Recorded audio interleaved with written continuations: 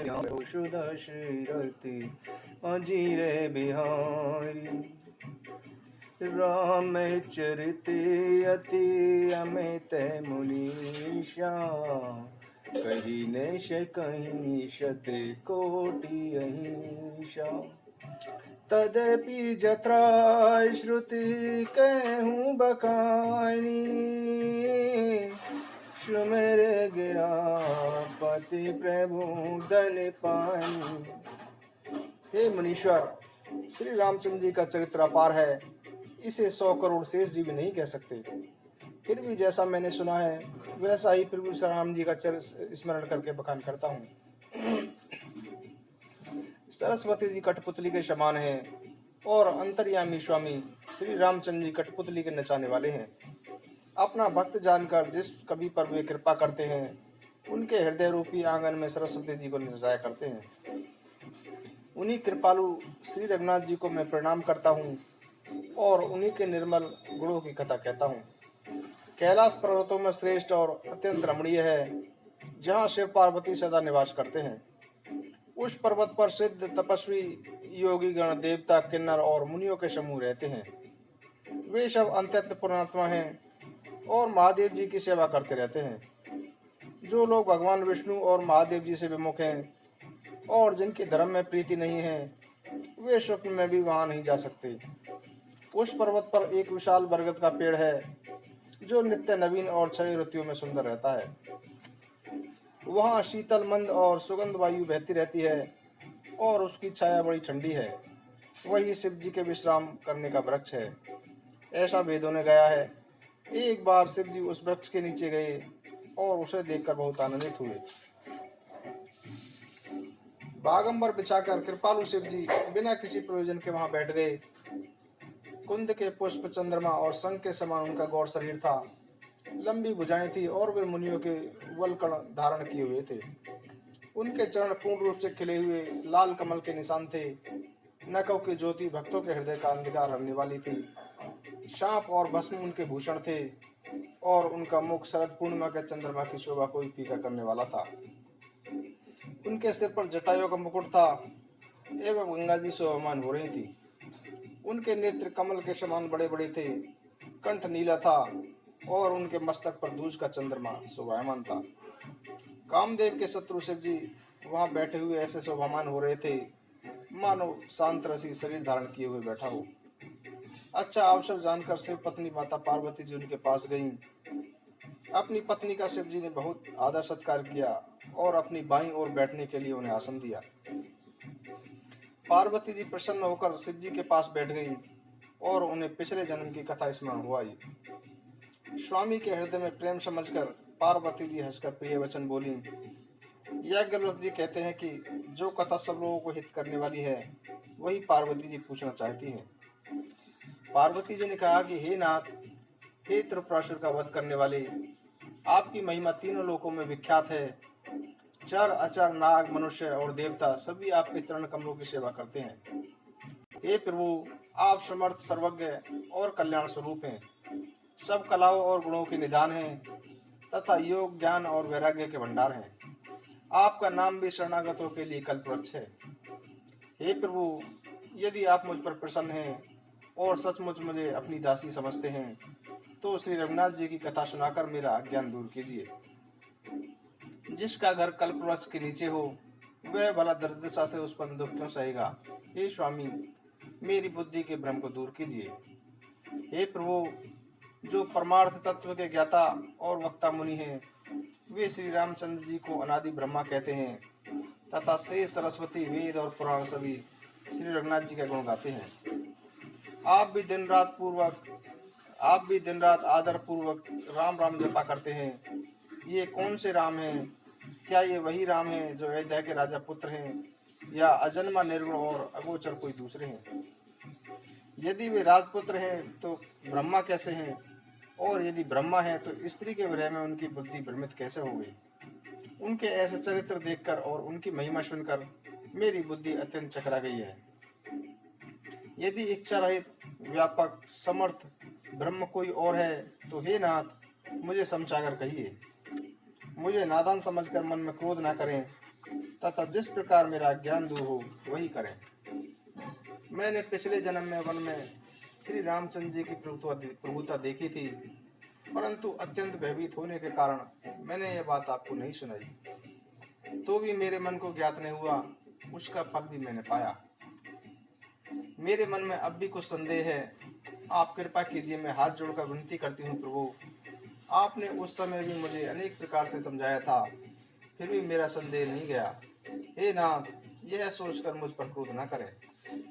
मुझे अब पहले जैसा मोह नहीं है, अब मेरे मन में राम कथा सुनने की रुचि है।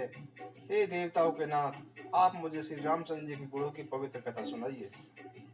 मैं पृथ्वी पर सिर टिकाकर आपके चरणों की वंदना करती हूँ और हाथ जोड़कर विनती करती हूँ कि आप श्री रघुनाथ जी के निर्मल यश का वर्णन कीजिए। यद्यपि स्त्री होने के कारण मैं उसे सुनने की अधिकारी नहीं हूँ, तथापि मैं मन, वचन और कर्म से आपकी दासी हूँ। संत लोग तो यही भी अर्ध अधिकारी से गुण तत्व भी नहीं छुपाते। हे देवताओं के स्वामी, मैं अत्यंत दीनता से पूछती हूँ, आप मुझ पर दया करके मुझे श्री रघुनाथ जी की कथा सुनाइए। पहले तो वह कारण बतलाइए जिससे निर्गुण ब्रह्म सगुण रूप धारण करता है। फिर श्री रामचंद्र जी के जन्म की कथा सुनाइए तथा उनका आदि उदार बाल चरित्र सुनाइए। फिर जिस प्रकार उन्होंने श्री जानकी जी से विवाह किया वह कथा कहिए, और फिर यह बतलाइए कि उन्होंने किस दोष के कारण राज्य छोड़ा। फिर उन्होंने वन में रहकर जो अपार चरित्र किए तथा रावण को मारा वह भी सुनाइए। हे शंकर, फिर आप उन सारी लीलाओं को भी बताइए जो उन्होंने राजा होने के बाद की थी। फिर आप वह अद्भुत चरित्र कहिए जो श्री रामचंद्र जी ने किया और किस प्रकार से वे रघुकुल शिरोमणि प्रजा सहित अपने धाम को गए। हे प्रभु, फिर आप उस तत्व को समझाइए जिसकी अनुभूति में ज्ञानी मुनिगण सदा मग्न रहते हैं, और फिर भक्ति, ज्ञान, विज्ञान और वैराग्य का विभाग सहित वर्णन कीजिए। इसके सिवा श्री रामचंद्र जी के और जो भी अनेक रहस्य हैं वे भी बताइए। हे नाथ, आपका ज्ञान अत्यंत निर्मल है। हे प्रभु, जो बात मैंने न पूछी हो उसे भी आप मत छिपाइए। वेदों ने आपको तीनों लोकों का गुरु कहा है, दूसरे जीव इस रहस्य को नहीं जानते। पार्वती जी के सहज, सुंदर और सरल प्रश्न शिव जी के मन को बहुत अच्छे लगे। श्री महादेव जी के हृदय में सारे रामचरित्र आ गए। प्रेम के कारण उनका शरीर पुलकित हो उठा और नेत्रों में जल भर आया। श्री रघुनाथ जी का रूप उनके हृदय में आ गया, जिससे शिव जी को अपार सुख प्राप्त हुआ। शिव जी 2 घड़ी तक ध्यान के आनंद में डूब रहे, फिर मन को बाहर खींचकर और प्रसन्न होकर वे श्री रघुनाथ जी का चरित्र वर्णन करने लगे। वे बोले कि हे पार्वती, जिनको जाने बिना झूठ भी सत्य मालूम देता है, जैसे बिना जाने रस्सी से सांप का भ्रम होता है, और जिसके जान लेने पर जगत का उसी प्रकार लोप हो जाता है जैसे जागने पर स्वप्न का भ्रम जाता रहता है। मैं उन्हीं श्री रामचंद्र जी के बाल रूप की वंदना करता हूँ। उनका नाम जपने से सब सिद्धियां सहज ही प्राप्त हो जाती हैं। मंगल के धाम अमंगल को हरने वाले और श्री दशरथ जी के आंगन में खेलने वाले वे श्री रामचंद्र जी मुझ पर कृपा करें। करी प्रणाम राम ही त्रिपुरारी, हरसि सुधा शम गिरा उचारी, धन्य धन्य गिरिराज कुमारी, तुम समान नहीं को उपकारी। त्रिपुरासुर का वध करने वाले शिव जी श्री रामचंद्र जी को प्रणाम करके आनंद में भरकर अमृत के समान वाणी बोले कि हे पार्वती, तुम धन्य हो, तुम्हारे समान कोई उपकारी नहीं है। तुमने जो श्री रघुनाथ जी की कथा का प्रसंग पूछा है वह कथा समस्त लोगों के लिए जगत को पवित्र करने वाली गंगा जी के समान है। तुमने जगत के कल्याण के लिए ही यह प्रश्न पूछे हैं। तुम श्री रघुनाथ जी के चरणों में प्रेम रखने वाली हो। हे पार्वती, मेरे विचार में तो श्री राम जी की कृपा से तुम्हारे मन में स्वप्न में भी शोक, मोह, संदेह और भ्रम नहीं है। फिर भी तुमने इसलिए वही पुरानी शंका की है कि इस प्रसंग के कहने सुनने से सबका कल्याण होगा। जिन्होंने अपने कानों से भगवान की कथा नहीं सुनी, उनके कानों के छिद्र सांप के बिल के समान है। जिन्होंने अपने नेत्रों से संतों के दर्शन नहीं किए, उनके नेत्र मोर के पंखों पर दिखने वाले नकली आंखों की गिनती में है। वे सिर कड़वी तुम्बी के समान हैं जो श्री हरि और गुरु के चरणों पर नहीं झुकते। जिन्होंने भगवान की भक्ति को अपने हृदय में स्थान नहीं दिया, वे प्राणी जीते हुए भी मुर्दे के समान हैं। जो जीव श्री रामचंद्र जी के गुणों का गान नहीं कर सकती, वह मेंढक की जीव के समान है। वह हृदय वज्र के समान कड़ा और निष्ठुर है, जो भगवान के चरित्र को सुनकर प्रसन्न नहीं होता। हे पार्वती, श्री रामचंद्र जी की लीला सुनो। यह देवता को कल्याण करने वाली और दैत्यों को मोहित करने वाली है। श्री रामचंद्र जी की कथा कामधेनु की सेवा के समान फलदायक है और सत्पुरुषों के समान सब देवताओं के लोक है। ऐसा जानकर भला कौन इसे नहीं सुनेगा। श्री रामचंद्र जी की कथा हाथ की सुंदर ताली है, जो संदेह रूपी पक्षियों को उड़ा देती है। फिर राम कथा तो कलयुग रूपी वृक्ष को काटने के लिए कुल्हाड़ी है। हे गिरिराज कुमारी, तुम इसे आदरपूर्वक सुनो। राम नाम गुण चरित सुहाए, जन्म कर्म अगणित श्रुति गाए। जथा अनंत राम भगवाना, तथा कथा कीरति गुण नायना। वेदों ने श्री रामचंद्र जी के नाम, गुण, चरित्र, जन्म और कर्म सभी अनगिनत कहे हैं। जिस प्रकार भगवान श्री रामचंद्र जी अनंत हैं, उसी प्रकार उनकी कथा, कीर्ति और गुण भी अनंत है। जो भी तुम्हारी प्रीति देखकर जैसा कुछ मैंने सुना है और जैसी मेरी बुद्धि है, उसी के अनुसार मैं कहूँगा। हे पार्वती, तुम्हारा प्रश्न सुंदर, सुखदायक और संत सम्मत है और मुझे तो बहुत ही अच्छा लगा है। परंतु एक बात मुझे अच्छी नहीं लगी, यद्यपि वह तुमने मोह के वश में होकर ही कही है। तुमने जो यह कहा कि वे मेरे राम कोई और हैं, जिन्हें वेद गाते हैं और मुनि जन का ध्यान करते हैं। जो मोह रूपी पिशाच के द्वारा ग्रस्त है, पाखंडी है, भगवान के चरणों से विमुख है और जो झूठ सच कुछ भी नहीं जानते, ऐसे अधम व्यक्ति ही इस तरह कहते सुनते हैं। जो अज्ञानी, मूर्ख, अंधे और भाग्यहीन हैं और जिनके मन रूपी दर्पण पर विषय रूपी काई जमी हुई है, जो अविवेचारी, छली और कुटिल हैं और जिन्होंने कभी स्वप्न में भी संत समाज के दर्शन नहीं किए और जिन्हें अपनी लाभ हानि नहीं सूझती, वे ही ऐसी वेद विरुद्ध बातें कहा करते हैं। जिनका हृदय रूपी दर्पण मैला है और जो नेत्रों से हीन है, वे बेचारे श्री रामचंद्र जी का रूप कैसे देख सकते हैं। जिनको निर्गुण सगुण का कुछ भी ज्ञान नहीं है, जो अनेक मनगढ़ंत बातें कहा करते हैं, जो श्री हरि की माया के वश में होकर जन्म मृत्यु के चक्कर में घूमते फिरते हैं, उनके लिए कुछ भी कह देना संभव नहीं है। जिन्हें सन्निपात, उन्माद आदि रोग भी हो गया हो, जो भूत के वश हो गए अथवा जो नशे में चूर हों, ऐसे लोग विचार कर नहीं बोलते। जिन्होंने महामोह रूपी मदिरा पी रखी है, उनके कहने पर ध्यान नहीं देना चाहिए। अपने हृदय में ऐसा विचार कर संदेह छोड़ दो और श्री रामचंद्र जी के चरणों का स्मरण करो। हे पार्वती, भ्रम रूपी अंधकार को नाश करने के लिए सूर्य की किरणों के समान मेरे वचनों को सुनो। सगुण और निर्गुण में कुछ भी भेद नहीं है। मुनि, पुराण, पंडित और वेद सभी ऐसा कहते हैं। जो सगुण, निराकार, अव्यक्त और अजन्मा है, वही भक्तों के प्रेम व सगुण हो जाता है। जो निर्गुण है, वही सगुण कैसे है? जैसे जल और ओले में भेद नहीं, दोनों जल ही है, उसी प्रकार निर्गुण और सगुण भी एक ही है। जिसका नाम ब्रह्म रूपी अंधकार के मिटाने के लिए सूर्य है, और उसके लिए मोह का प्रसंग कैसे कहा जा सकता है। श्री रामचंद्र जी सच्चिदानंद रूप सूर्य है, वहाँ मोह रूपी रात्रि का लेस मात्र भी नहीं है। वे स्वभाव से ही प्रकाश रूप भगवान है।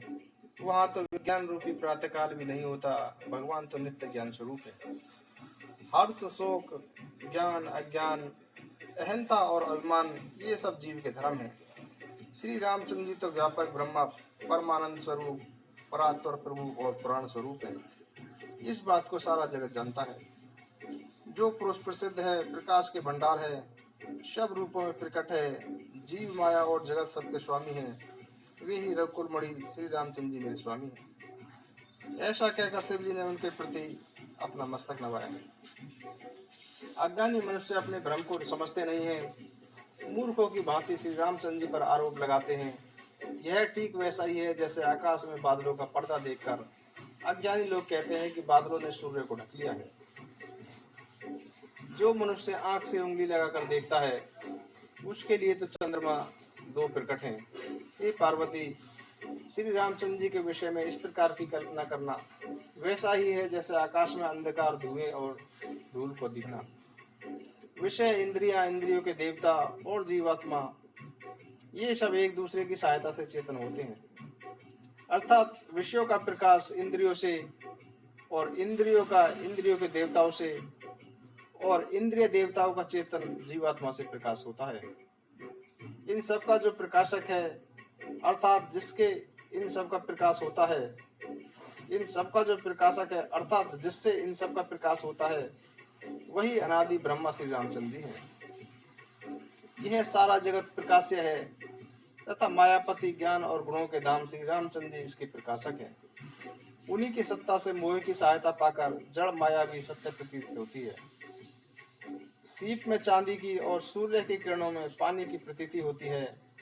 यद्यपि यह प्रतीति तीनों कालों में झूठ है, तथापि इस भ्रम को कोई टाल नहीं सकता। इसी प्रकार यह संसार भगवान के आश्रित है। यद्यपि यह असत्य है, तथापि दुख तो देता ही है। उसी प्रकार जिस प्रकार स्वप्न में कोई सिर काट ले तो बिना जागे वह दुख दूर नहीं होता। ये पार्वती, जिनकी कृपा से यह भ्रम मिट जाता है, वही कृपालु श्री रघुनाथ जी हैं, जिनका आदि और अंत किसी ने नहीं पाया। वेदों ने अपनी बुद्धि के अनुमान से इस प्रकार गाया है कि वह ब्रह्मा बिना पैरों के ही चलता है, बिना कान के ही सुनता है, बिना हाथ के ही नाना प्रकार के काम करता है, बिना जिह्वा के ही छह रसों का आनंद लेता है, और बिना वाणी के ही योग्य वक्ता है। वह बिना त्वचा के ही स्पर्श करता है, बिना आंखों के देखता है, और बिना नाक के ही सब गंधों को ग्रहण करता है। उस ब्रह्मा की करनी ऐसी अलौकिक है कि उसकी महिमा कही नहीं जा सकती, जिसका वर्णन वेद और पंडित इस प्रकार करते हैं और जिसका ध्यान मुनिजन धरते हैं, वही दशरथ नंदन, भक्तों के हितकारी और अयोध्या के स्वामी भगवान श्री रामचंद्र जी हैं। ये पार्वती, जिनके नाम के बल से काशी में मरते हुए प्राणी को मैं मुक्त कर देता हूँ, वही मेरे प्रभु श्री रामचंद्र जी जड़ चेतन के स्वामी और सबके हृदय के भीतर की जानने वाले हैं। बिना इच्छा के भी जिनका नाम लेने से मनुष्यों के अनेक जन्मों में किए हुए पाप नष्ट हो जाते हैं, फिर जो मनुष्य आदर पूर्वक उनका स्मरण करते हैं, वे तो संसार रूपी समुद्र को बिना किसी परिश्रम के ही पार कर जाते हैं। ये पार्वती, वही परमात्मा श्री रामचंद्र जी हैं। उनमें भ्रम है, तुम्हारा ऐसा कहना अत्यंत अनुचित है। इस प्रकार का संदेह मन में लाते ही मनुष्य के ज्ञान, वैराग्य आदि सद्गुण नष्ट हो जाते हैं। शिव जी के ऐसे वचनों को सुनकर पार्वती जी के सभी भ्रम दूर हो गए। श्री रामचंद्र जी के चरणों में उनका प्रेम और विश्वास बढ़ गया और उनकी मिथ्या कल्पना भी समाप्त हो गई। बार बार शिव जी के चरण कमलों को पकड़कर और अपने कमल के समान हाथों को जोड़कर वह प्रेम रस से सुने सुंदर वचन बोली। शशि कर समय सुनी गिरा तुम्हारी, मिटा मोह सरदा तप भारी। तुम कृपाले सबु संशय हरऊ, राम स्वरूप जानी मोहि परऊ। प्रभु, आपकी चंद्र किरणों के समान शीतल वाणी सुनकर मेरा अज्ञान रूपी शरद ऋतु की धूप का ताप मिट गया। हे कृपालु, आपने मेरा सारा संदेह हर लिया और श्री रघुनाथ जी का यथार्थ स्वरूप मेरी समझ में आ गया। हे नाथ, आपकी कृपा से अब मेरा विषाद जाता रहा और आपके चरणों के अनुग्रह से मैं सुखी हो गई। यद्यपि मैं स्त्री होने के कारण स्वभाव से ही मूर्ख और ज्ञानहीन हूँ, तथापि आप मुझे अपनी दासी जानकर यदि आप मुझ पर प्रसन्न हैं तो जो भी बात मैंने पहले पूछी थी वही कहिए। यह सत्य है कि श्री रामचंद्र जी ब्रह्मा हैं, ज्ञान स्वरूप हैं, अविनाशी हैं, सबसे रहित और सबकी हृदय रूपी नगरी में निवास करने वाले हैं।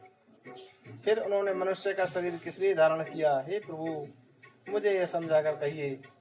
पार्वती के अत्यंत नम्र वचन सुनकर और श्री रामचंद्र जी की कथा में उनका विशुद्ध प्रेम देखकर कामदेव के शत्रु सुजान कृपा निदान शिव जी मन में बहुत ही हर्षित हुए और अनेक प्रकार से पार्वती की बड़ाई कर बोले।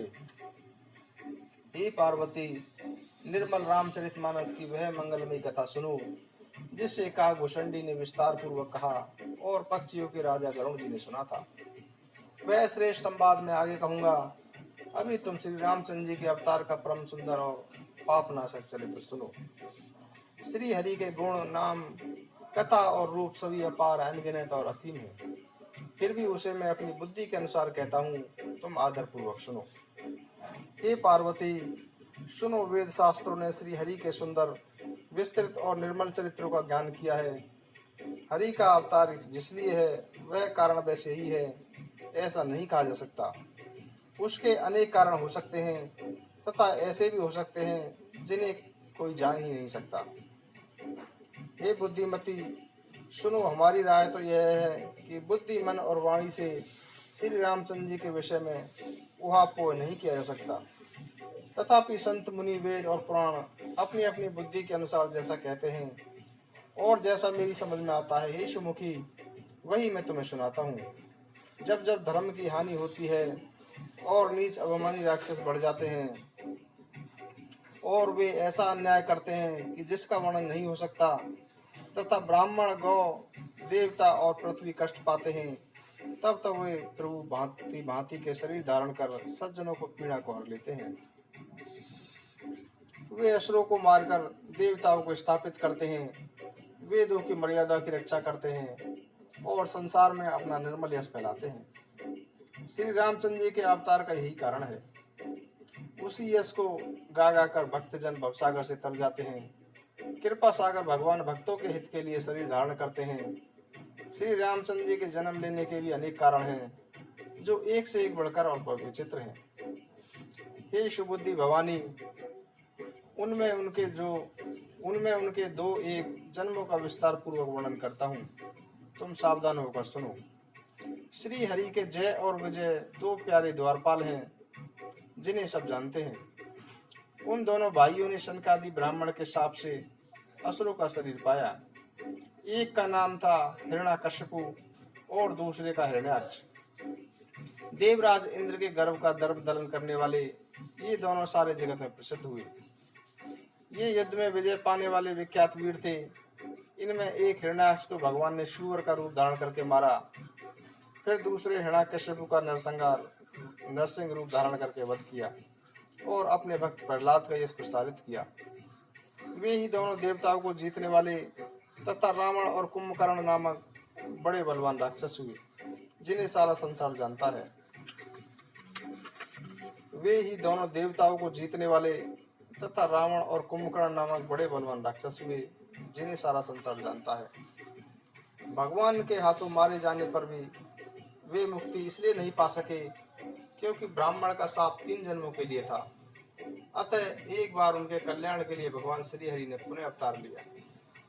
उस अवतार में कश्यप और अदिति उनके माता पिता हुए, जो दशरथ और कौशल्या के नाम से प्रसिद्ध थे। इस प्रकार एक कल्प में अवतार लेकर उन्होंने संसार में पवित्र लीलाएं की। एक कल्प में सब देवताओं को जलंधर दैत्य से युद्ध में हारे जाने के कारण दुखी देखकर शिव जी ने उसके साथ घनघोर युद्ध किया, पर वह महाबली दैत्य मरता तो ही नहीं था। उस दैत्यराज की स्त्री बड़ी ही पतिव्रता थी। उसी के प्रताप से त्रिपुरासुर जैसे अजय शत्रु का विनाश करने वाले शिव जी भी उस दैत्य को नहीं जीत सके।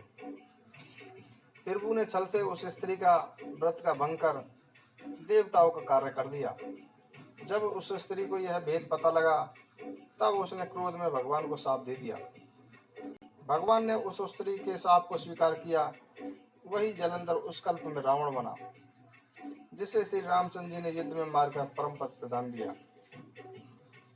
श्री रामचंद्र जी ने मनुष्य देह क्यों धारण की, उसका कारण यह था कि हे मुनि सुनो, प्रभु के प्रत्येक अवतार की कथा का कवियों ने अनेक प्रकार से वर्णन किया है। एक बार नारद जी ने भगवान को शाप दिया, अतः एक कल्प में उन्हें अवतार लेना पड़ा। नारद जी द्वारा श्री हरि को शाप देने की बात सुनकर पार्वती जी बड़ी हैरान हुई और बोली कि नारद जी तो विष्णु भक्त हैं और परम ज्ञानी हैं। कारण कवन श्राप मुनि दीना, का अपराध रमापति कीना, यह प्रसंग मोहि कहु पुरारी, मुनि मन मोहे आचरज भारी। मुनि ने भगवान को शाप क्यों दिया? भगवान ने उनका क्या अपराध किया था? हे शंकर जी, यह कथा मुझे सुनाइए। नारद मुनि के मन में मोह होना बड़े आश्चर्य की बात है। तब महादेव जी हंस पड़े और बोले कि हे पार्वती, न तो कोई ज्ञानी है और न ही मूर्ख है। श्री राम जी जब जिस पर जैसा करते हैं तब वह वैसा ही हो जाता है। याज्ञवल्क्य जी कहते हैं कि हे भारद्वाज, मैं श्री रामचंद्र जी के गुणों की कथा कहता हूँ, तुम आदर पूर्वक सुनो। तुलसीदास कहते हैं कि मान अभिमान को छोड़कर आवागमन का नाश करने वाले रघुनाथ जी का स्मरण करो। हिमालय पर्वत में एक बड़ी पवित्र गुफा थी, जिसके समीप गंगा जी बहती थी। वह सुंदर आश्रम नारद जी के मन को बहुत ही रमणीक प्रतीत था। पर्वत, नदी और वन के सुंदर विभाव को देखकर नारद जी की भगवान के चरणों में प्रीति हो गई। भगवान का स्मरण करते ही नारद मुनि के शाप की, जो उन्हें दक्ष प्रजापति ने दिया था और जिसके कारण वे एक स्थान पर नहीं ठहर सकते थे, गति रुक गई तथा मन के निर्मल होते ही उनकी समाधि लग गई। नारद मुनि की यह स्थिति देखकर देवराज इंद्र डर गया। उसने कामदेव को बुलाकर उसका आदर सत्कार किया और कहा कि वे मेरे हित के लिए तुम अपने सहायकों सहित नारद की समाधि भंग करने जाओ। यह सुनकर कामदेव मन में प्रसन्न होकर चला। इंद्र के मन में यह डर पैदा हो गया कि देव ऋषि नारद मेरी अमरावती का राज्य चाहते हैं। कामी और लोभी कुटिल को एक ही भांति सबसे डरते हैं। जैसे कोई मूर्ख कुत्ता सिंह को देखकर सूखी हड्डी लेकर भागे और यह समझे कि कहीं सिंह उस हड्डी को छीन न ले, वैसे ही इंद्र को नारद जी मेरा राज्य छीन लेंगे, यह सोचते हुए लज्जा नहीं आई। कामदेव उस आश्रम में गया और उसने अपनी माया से वहां वसंत ऋतु को उत्पन्न किया। वृक्षों पर नाना प्रकार के रंग बिरंगे फूल खिल गए, कोयले कूकने लगी और भौरे गुंजार करने लगे। कामाग्नि को भड़काने वाली शीतल मंद और सुगंधित हवा चलने लगी। ब्रह्मा आदि नव युवती देवांगनाएं, जो काम कला में हर प्रकार से निपुण थी, अनेक प्रकार की तानों के साथ गाने लगी और नाना प्रकार के खेल खेलने लगी। अपने इन सहायकों को देखकर कामदेव बहुत प्रसन्न हुआ और फिर उसने अनेक प्रकार के माया जाल फैलाए, परंतु कामदेव की कोई भी माया मुनि को प्रभावित नहीं कर सकी। तब कामदेव अपने नाश के भय से डर गया। भगवान जिसके रक्षक हो, भला उसकी सीमा कोई दबा सकता है। तब कामदेव ने अपने सहायकों सहित डरकर और हार मानकर आर्तवचन कहते हुए मुनि के चरणों को पकड़ लिया। नारद जी के मन में तनिक भी क्रोध नहीं आया। उन्होंने प्रिय वचन कहकर कामदेव का समाधान किया। तब नारद जी के चरणों में सिर नवाकर उनकी आज्ञा से कामदेव अपने सहायकों सहित लौट आया। देवराज इंद्र की सभा में जाकर उसने मुनि की सुशीलता और अपनी करतूत कह सुनाई, जिसे सुनकर सबके मन में आश्चर्य हुआ और उन्होंने मुनि की प्रशंसा करके श्री हरि को सिर नवाया। इसके बाद नारद जी शिव जी के पास गए। उनके मन में अहंकार हो गया कि उन्होंने कामदेव को जीत लिया है। उन्होंने कामदेव के चरित्र शिव जी को सुनाए और महादेव जी ने नारद जी को अत्यंत प्रिय जानकर समझाया। हे मुनि, मैं तुमसे बार बार विनती करता हूँ कि जिस प्रकार तुमने यह कथा मुझे सुनाई है, उस प्रकार भगवान श्री हरि को कभी मत सुनाना। चर्चा चले तब भी इसे छिपा जाना। यद्यपि भगवान शिव ने यह बात उनके हित के लिए ही कही थी, लेकिन नारद जी को यह शिक्षा बिल्कुल भी अच्छी न लगी। वह तो अपनी इस विजय का डंका त्रिलोक में बुझाना चाहते थे। हे भारद्वाज, अब आगे का हाल सुनो। श्री हरि की इच्छा अत्यंत बलवान है। वही होता है जो श्री रामचंद्र जी करना चाहते हैं। ऐसा कोई नहीं जो उसके विरुद्ध कुछ कर सके। शिव जी के वचन नारद जी के मन को अच्छे नहीं लगे, तो वे वहां से ब्रह्मलोक को चल दिए। राम कीने चाहि सोई होई, करे अन्यथा अस नहीं कोई। शंभु बचन मुनि मन नहीं भाए, तब बिरंची के लोग सिराए। एक बार कर तल बरवीना, गावत हरि गुण गान प्रवीणा, क्षीर सिंधु गवने मुनिनाथा, जय बस श्रीनिवास श्रुति माता। गान विद्या में निपुण नारद जी हाथ में वीणा लिए हरि गुण गाते हुए क्षीर सागर जा पहुंचे, जहाँ वेदों के मस्तक रूप लक्ष्मी निवास भगवान नारायण निवास करते हैं। भगवान उठकर अत्यंत आनंद पूर्वक नारद जी से मिले और उनके साथ अपने आसन पर बैठ गए और हंसकर बोले, मुनिराज, आज आप बहुत दिनों बाद पधारे हैं। यद्यपि शिव जी ने उन्हें पहले ही समझा दिया था, तो भी नारद जी ने कामदेव का सारा चरित्र भगवान को कह सुनाया। श्री रघुनाथ जी की माया अत्यंत प्रबल है, संसार में ऐसा कौन है जो मोहित न हो जाए। भगवान रू का मुख करके कोमल वचन बोले कि हे मुनिराज, आपका स्मरण करने से दूसरों के मोह, काम, क्रोध और अभिमान मिट जाते हैं। फिर आपके लिए तो यह कहना ही क्या है। मोह तो उनके मन में होता है जिनके हृदय में ज्ञान नहीं होता। आप तो ब्रह्मचार्य व्रत में तत्पर और बड़े धैर्यवान हैं, भला आपको भी कामदेव सता सकता है। नारद जी ने अभिमान के साथ कहा, भगवान, यह सब आपकी कृपा है। तब भगवान ने अपने मन में विचार करके देखा कि नारद जी के मन में तो अभिमान का अंकुर पैदा हो गया है। मैं उसे तुरंत ही उखाड़ फेंकूंगा, क्योंकि सेवकों का हित करना हमारा धर्म है। मैं अवश्य ही वह उपाय करूंगा जिससे मुनि का कल्याण हो जाए और मेरा खेल हो जाए। तब नारद जी भगवान के चरणों में सिर नवाकर चले। उनके हृदय में अभिमान और अधिक बढ़ गया। तब भगवान ने अपनी माया को प्रेरित किया। अब उसकी करनी सुनो। उस माया ने रास्ते में जाकर 400 कोस एक ऐसा नगर रचा। उस नगर की रचना बैकुंठ से भी अधिक सुंदर थी। उस नगर में ऐसे सुंदर नाराली बसते थे, मानो अनेक कामदेव और रति ही मनुष्य शरीर धारण किए हुए हों। उस नगर में शील निधि नामक एक राजा रहता था, जिसके यहाँ असंख्य घोड़े, हाथी और सेना के समूह थे। उसका वैभव और विलास 100 इंद्रों के समान था। वह रूप, तेज, बल और नीति का ग्रह था। उसके विश्व मोहिनी नाम की एक कन्या थी, जिसका रूप लक्ष्मी जी को भी मोहित कर देता था। यह सब भगवान की माया ही थी। उसकी शोभा का वर्णन भला कैसे किया जा सकता है। वह राजकुमारी स्वयंवर करना चाहती थी, इसलिए वहां अनेक राजा आए हुए थे। मुनि नारद जी उस नगर में गए और नगरवासियों से उन्होंने सब हाल पूछा। समाचार सुनकर वे राजा के महल में पहुंचे।